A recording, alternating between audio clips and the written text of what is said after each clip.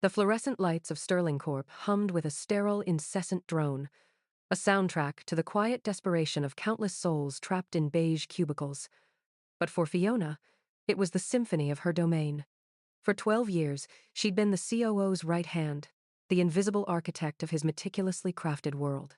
Her name wasn't on the org chart in bold print, but her fingerprints were on every success, every flawlessly executed deal, every board presentation that left the room buzzing with admiration. She was the engine, the lubricant, the quiet hum that kept the behemoth of Sterling Corp's operations purring. And today, that hum was about to be silenced. It was 2:47 p.m. The clock, a stark white circle on a stark white wall, ticked with agonizing slowness. Fiona was reviewing the final slide deck for the Q3 board presentation, a masterpiece of data visualization and strategic foresight she'd spent weeks assembling, polishing, and fact-checking. The COO, a man named Marcus Thorne, a man whose ego was as vast and untamed as a rogue wave, paced his opulent corner office. His tailored suit seemed to breathe with his agitation, the silk tie a vibrant splash of peacock arrogance against the muted tones of his executive persona. He was a man who thrived on applause, who lived for the fleeting nod of approval from the board members who held Sterling Corp's purse strings. And Fiona was the magician behind the curtain, the one who made the rabbit appear from the hat, the one who ensured the silk was smooth and the rabbit was, well, not shedding. "Fiona!" Marcus boomed, his voice a little too loud, a little too forced, like a badly rehearsed stage actor. "Are we ready?" Fiona glanced up, her expression calm, collected, a mask forged over years of navigating corporate egos. "Almost, Marcus. Just a final polish on slide 47. There was a minor discrepancy in the projected growth figures from the regional report." She pointed to her monitor. "I've cross-referenced it with the executive summary from last month, and it seems there was a transcription error in the initial data input." Marcus stopped pacing, his eyes narrowing. They were the color of storm clouds, and lately they'd been brewing with an uncommon intensity. "A transcription error? You're telling me after all this, there's a mistake?" He spat the word out like it was poison. Fiona met his gaze evenly. "It happens, Marcus. We've corrected it. The final numbers are solid and reflect the accurate projection." He walked over to her desk, his polished shoes making a soft thud on the plush carpet. He leaned over, his cologne, an aggressive mix of sandalwood and something vaguely metallic, filling the air. It was the scent of someone who believed they commanded respect rather than earned it.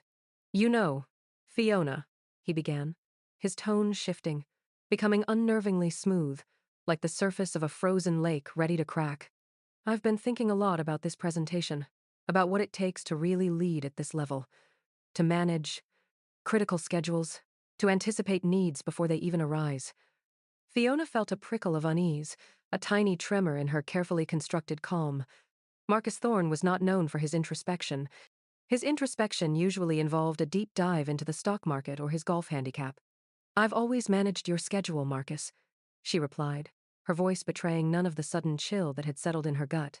"And the CEO's, when required. It's part of my role." He let out a short, humorless laugh. "Precisely, part of your role. But is it enough? Does it have what it takes to navigate the sheer complexity of the CEO's calendar? The nuances?" He paused, letting the word nuances hang in the air like a misplaced accusation. "I'm not so sure anymore, Fiona. Frankly, I'm not sure you're still a good fit." The words hit Fiona with the force of a physical blow. A betrayal so swift, so unexpected, it left her breathless. A good fit? She, who had practically lived at Sterling Corp for over a decade, who had anticipated Marcus's needs before he even registered them himself, who had fielded calls from irate clients at 2 a.m. and calmed down interns who'd had a crisis over a jammed printer. She, who had meticulously curated his life, both professional and, at times, surprisingly personal, was no longer a good fit. "Marcus," she began, her voice barely a whisper. "I don't understand." He pushed a pristine, white envelope across her desk. It lay there, stark against the polished cherry wood, a harbinger of doom. "This is your severance package. Effective immediately. HR will be in touch regarding the return of company property." He didn't offer a hand, didn't offer an explanation beyond the vague, dismissive pronouncements. He just looked at her, his gaze as cold and impersonal as a quarterly earnings report. You don't have what it takes, Fiona. Not for this level. Not for managing the CEO's schedule. It's a different ballgame. He turned then, a man already moving on, already mentally at the board meeting, basking in the glow of imagined success. He walked out of his office, leaving Fiona alone with the hum of the lights, the ticking clock, and the stark white envelope. She didn't cry. She didn't rage. Instead, a slow, cold clarity settled over her. It was like the moment you realize the game you've been playing by one set of rules has suddenly and unfairly shifted to another, more brutal set. But what Marcus Thorne didn't realize was that Fiona had been playing multiple games all along, and she'd meticulously documented every move. She looked at the envelope. Severance package. A polite way of saying, "You're disposable. Company property." Her badge, her laptop, her access card. All things she would dutifully return. But there were other things. Things Marcus hadn't even considered. Things he'd never even known existed. Her fingers, steady as ever, opened her own personal laptop, hidden discreetly beneath her desk. She navigated to a secure, encrypted cloud server, accessible only by a series of complex biometric and alphanumeric passwords that would make a seasoned hacker weep. This was her private repository, her sanctuary, and today it was about to become her arsenal. She opened a folder labeled, with a touch of dark humor, Thorne's Follies.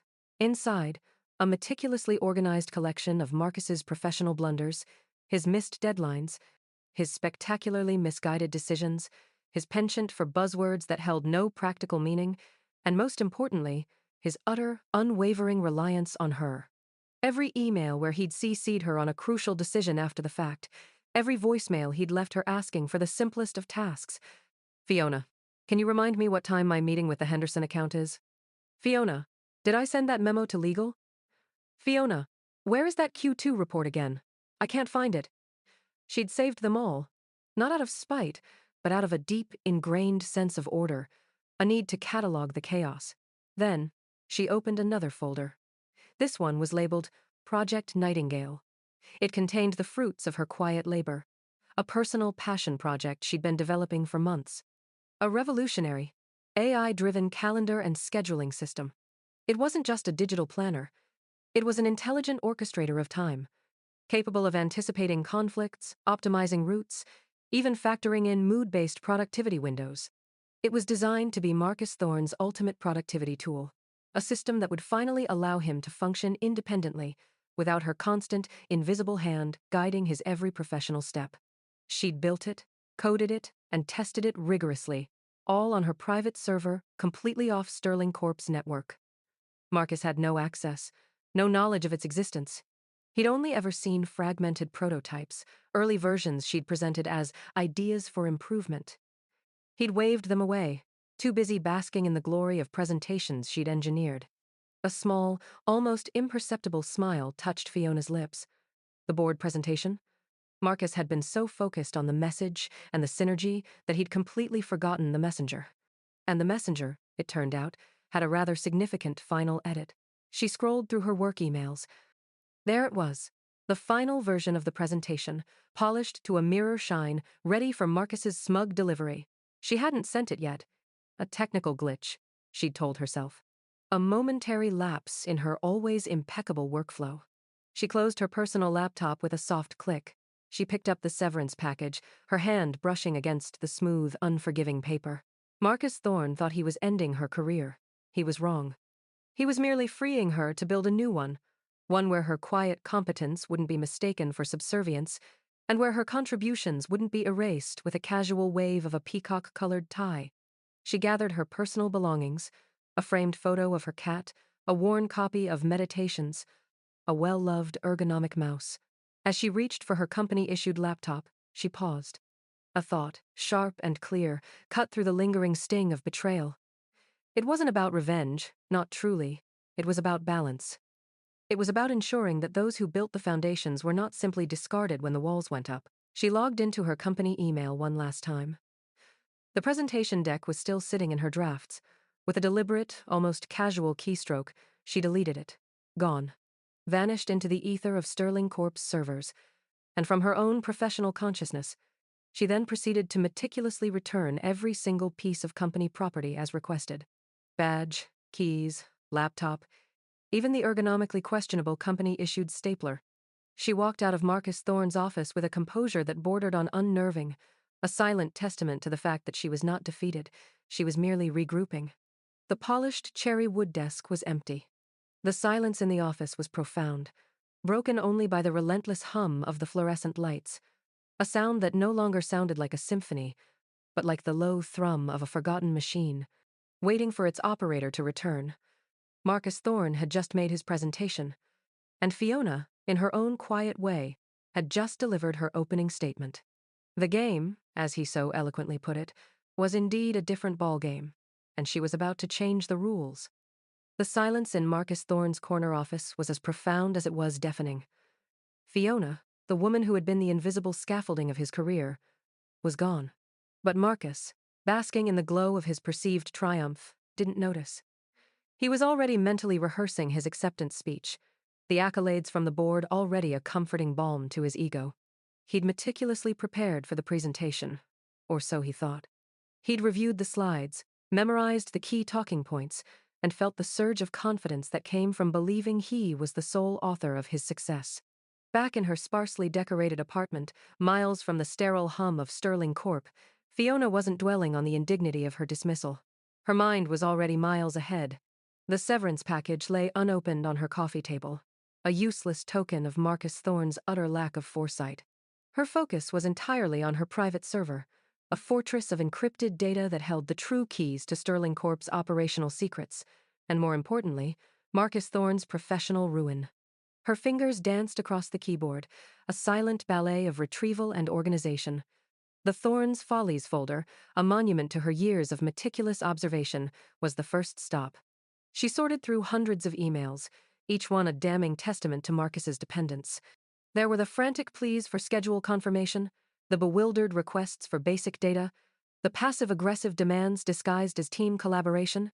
She meticulously tagged each email, cross-referencing them with timestamps and meeting minutes. This wasn't just evidence. It was a narrative of incompetence, a slow-burn exposé waiting for its premiere. Next, she accessed the Project Nightingale files, the revolutionary AI-driven calendar and scheduling system. Marcus had dismissed her early prototypes as interesting, but a bit over-engineered. He hadn't understood that it was designed not to assist him, but to eventually replace her. She'd embedded subtle fail-safes, automatic reporting functions, and a deep learning algorithm that anticipated needs with uncanny accuracy. She'd spent months refining its ability to parse Marcus's chaotic communication patterns, turning his verbal meandering and ill-considered pronouncements into actionable, quantifiable data. It was a digital ghost, designed to haunt the very systems it was meant to optimize. Fiona initiated a series of subtle scripts. The first targeted the automated report generation within Nightingale. Every Tuesday, the system was programmed to send a detailed summary of upcoming critical deadlines and potential scheduling conflicts directly to the COO's inbox, and a copy to the CEO's executive assistant.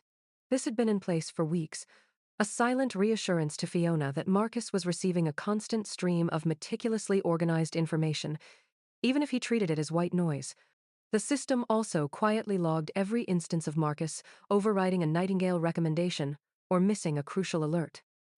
These were now her leverage points. She then turned her attention to Sterling Corp's internal communication platforms. She'd always maintained a professional distance, but she hadn't been blind. She knew the intricate web of alliances and rivalries that characterized the executive floor. She knew who was ambitious, who was insecure, and who held grudging respect for competence.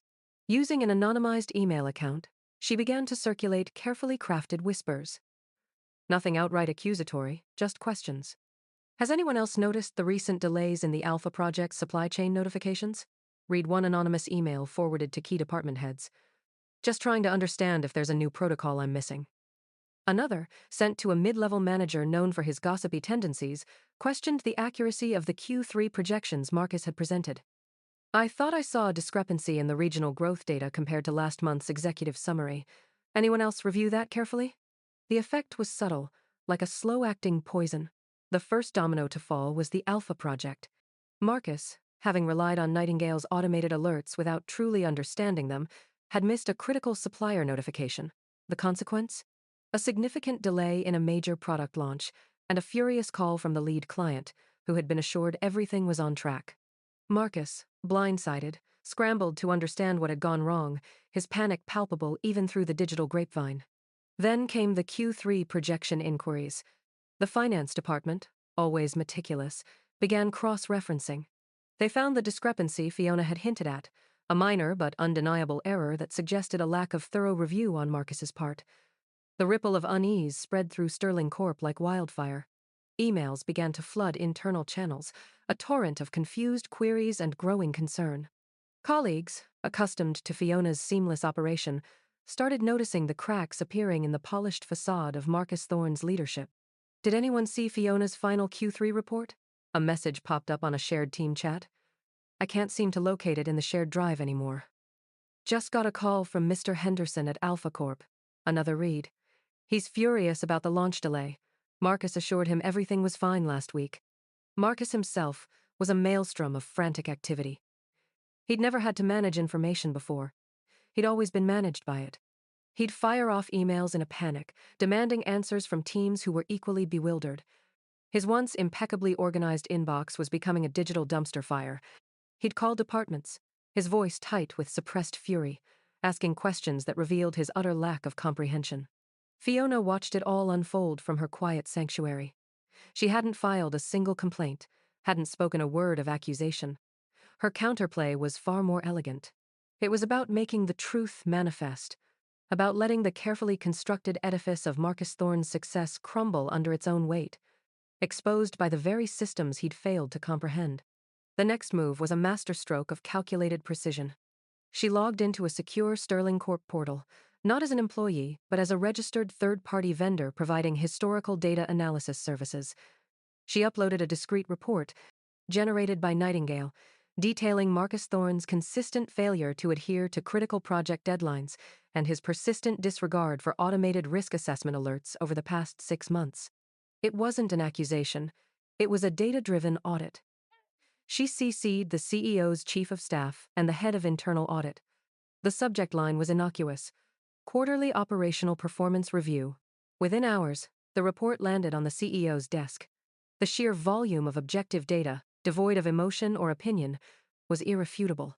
The CEO, a man who prided himself on informed decision-making, was presented with a stark, quantified picture of his COO's operational deficiencies. He saw the missed deadlines, the ignored warnings, the growing list of client escalations, all meticulously catalogued by the system Fiona had built. The response was swift and, for Marcus, devastating. A terse email arrived in his inbox from the CEO's office. Urgent meeting required. Your office, immediately. Bring all documentation pertaining to the Q3 performance metrics and the Alpha Project's supply chain issues.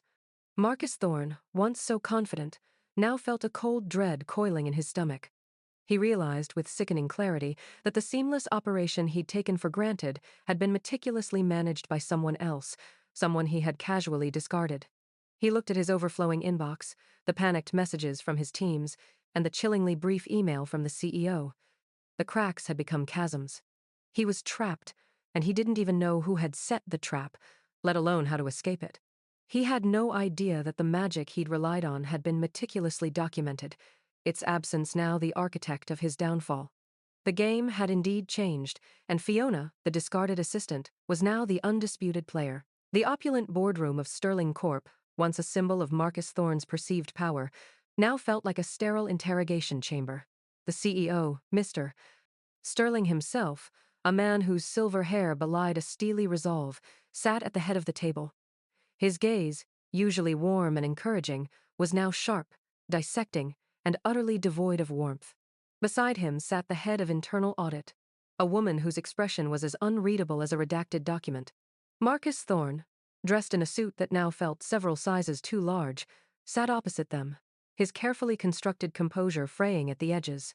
The silence was punctuated only by the rhythmic ticking of a ridiculously expensive clock on the wall, a constant reminder of the time he had wasted, the trust he had broken. The air was thick with unspoken accusations.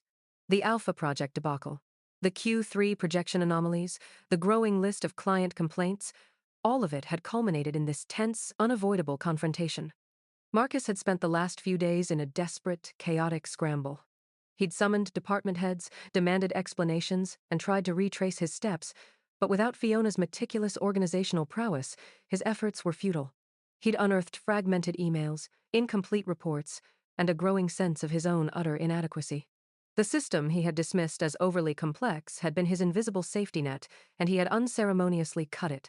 "Marcus," Mr. Sterling began, his voice low and even, yet carrying the weight of ultimate authority. "We've reviewed the performance audit. The data is quite concerning." He gestured towards the head of audit, who placed a thick bound report on the table. "Miss, Albright's department has confirmed a consistent pattern of missed critical deadlines, ignored automated warnings, and a significant increase in client escalations under your direct oversight over the past 6 months." Marcus swallowed, his throat suddenly dry. "There must be some misunderstanding," he stammered, his voice betraying the panic he tried so hard to conceal. "I've been heavily involved in steering the company towards new strategic initiatives. Some operational details may have slipped through the cracks, but the overall vision has been maintained." Miss Albright, her tone devoid of emotion, interjected. "Mr. Thorne, the report details a systematic neglect of key operational protocols. For instance, the Alpha project delay. Nightingale's automated alerts for critical supplier lead times were ignored on 3 separate occasions. The system flagged it as high risk. This was then escalated to your executive assistant, who evidently couldn't reach you, as per the logged communication attempts." Marcus's eyes widened imperceptibly. Executive assistant. The words, so dismissive when he'd used them to fire Fiona, now hung in the air like a death knell. He finally understood the depth of his folly. He had fired the one person who had been holding the entire operational structure together. "But, Fiona," Marcus began, his voice cracking, a desperate plea forming on his lips. She was just an assistant. She handled my schedule, nothing more." Mr. Sterling raised a hand, cutting him off. "Marcus, miss. Albright's audit shows a clear trail of communication, including detailed system logs from an application called Nightingale, indicating that your former EA was not merely managing your schedule. She was flagging critical issues, presenting solutions, and attempting to obtain your direct input on matters directly impacting project success and client satisfaction." He paused, his gaze unwavering. "The logs indicate a pattern of repeated attempts to communicate vital information, all of which were either ignored or dismissed by you. And yet, the data also shows that you requested her input on the Q3 board presentation slides right up until her departure." The weight of his incompetence pressed down on Marcus, crushing him. He could see the dawning realization on Mr. Sterling's face, the slow, dawning horror that his COO was not merely underperforming, but fundamentally incapable of the role. Just as the silence threatened to become unbearable, Marcus Thorne did the unthinkable. He reached for his phone, his hand trembling. I need to call her," he blurted out, his voice laced with a desperate, pathetic hope. "Fiona, I need her help. She knows how everything works." Mr. Sterling's expression hardened. He didn't object. He merely watched, a chillingly detached observer. Marcus dialed Fiona's number, his fingers fumbling with the screen. He put the phone on speaker, the small, tinny sound amplifying the desperation in his voice. Fiona's voice, calm and measured, came through the speaker. "Fiona speaking." "Fiona," Marcus choked out, his carefully constructed facade shattering. "It's Marcus. Listen, something's gone terribly wrong. The presentation, the projections, everything. I need your help. Can you come back? Just for a little while? We can fix this." A beat of silence.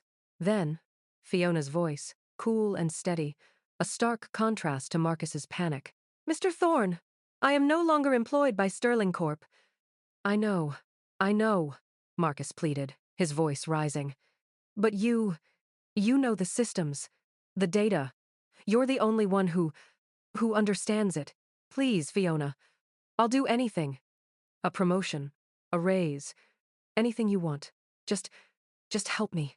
We're in deep trouble." Another pause, longer this time. The tension in the boardroom was palpable. Mr. Sterling watched Fiona's digital presence with an unnerving calm, as if he were observing a complex chess match. Finally, Fiona spoke. Her voice was even, almost serene, but carried an undeniable edge of authority. Mr. Thorne, you terminated my employment, stating I was not a good fit, and questioned my ability to manage even the CEO's schedule. You dismissed my contributions as simply part of my role.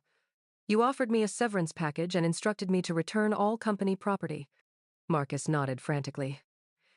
Yes, and I'm sorry, Fiona. Truly sorry. I was under immense pressure. I misunderstood. I should have listened.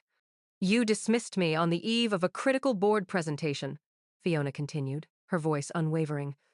A presentation you were utterly unprepared for without my direct input and support. A presentation that, according to internal reports now accessible to the board, contained significant inaccuracies that I had flagged and corrected moments before my dismissal. Marcus's face drained of color. He hadn't understood the implications of her final edit until now. Fiona's voice grew firmer, more resolute. I have, in fact, been meticulously documenting your performance since your arrival at Sterling Corp. My system, Project Nightingale, which you dismissed as overly engineered, has been independently auditing your operational efficiency, flagging your reliance on outdated protocols, and cataloging every instance of missed deadlines and ignored warnings. This data has been compiled and submitted to the CEO's office, alongside a comprehensive review of your contributions versus the compensation and expectations of your role. Mr. Sterling leaned forward, his eyes fixed on Marcus. The report is indeed illuminating, Marcus.